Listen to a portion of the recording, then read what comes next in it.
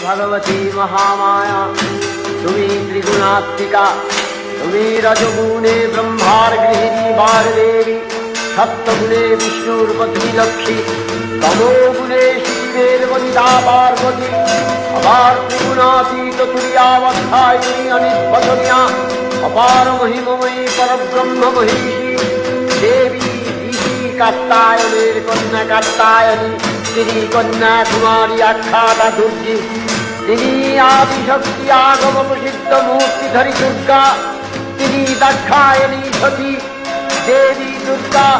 নিজ দেহ সম্ভূত তেজ প্রভাবে শত্রু দহন কালে